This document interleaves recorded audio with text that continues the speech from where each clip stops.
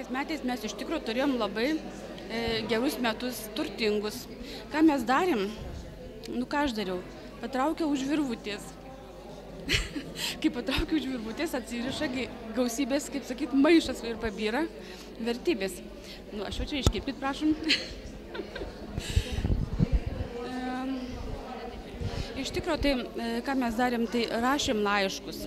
Ir rašėm laiškus tėvams, vaikams, mokytojams ir skelbimo lentuose kabinom informaciją.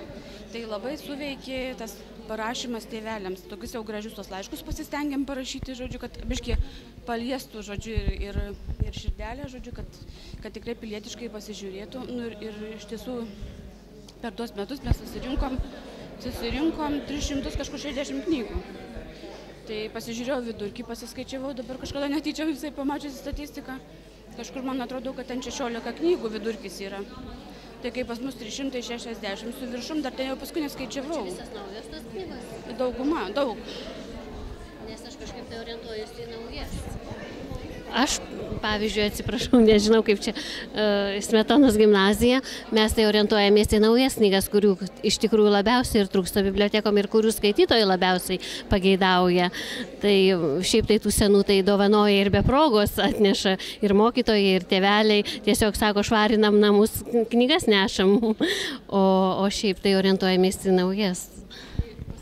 Pasakysiu tau taip, kad mes iš tikrųjų sudarėm sąrašą pageidavimų knygų ir tiesiog buvo unikalu per mano visą darbinę praktiką tai, kad vienas tėvelis paėmė sąrašą, nuvažiavo į knygyną ir nupirko 26 naujas knygas iš to sąrašo. Tai man tai čia buvo pati unikaliausia dovana. Aš žinau, kad buvo pritrenkta ir netikėjau pradžio savo akim, galvojau, čia kažkoks rėmėjas, pasirodo ne. Nu, aišku, ten žmogus galbūt su galimybėmis savo, bet iš tikrųjų tai pasižiūrėjo labai pilietiškai. Ir dar mes ką turim, mes turim tokius tėvelius, kurie yra rėmėjai. Nu, tai prasme, jau eilę metų ten Šviesoj, Almo Literoj dirbam ir jie labai irgi svariai prisideda.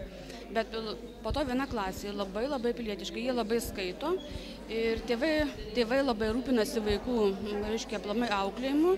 Ten tikrai skaitimas toj klasėje yra unikalus ir jų ta klasė irgi išskirtinai prisidėjo, faktiškai vos ne kiekvienas vaikas padovanojo knygą toj klasėje. Nu tai vat irgi toksai labai smagus dalykas buvo. Šiais metais jau irgi parašėm laiškus, išsiuntėm, lauksim, jau 50 knygų turim. Bet šiaip, tai sakau, labai suveikia matytas vis dėlto pasibeldimas per tėvus. Ir dar, kadangi mes tuos skaitimus vienais metais pradėjom, reiškia, su tokiu paskaityk vaikui tėvelį, kad paskaitytų vaikams vakarais. Tai pirmokų tėvai buvo ten kelios klasės susižavėję, o viena pretenzijas pareiškė. Žodžiu, ką jūs čia mūsų laisvalaikį kėsinatės?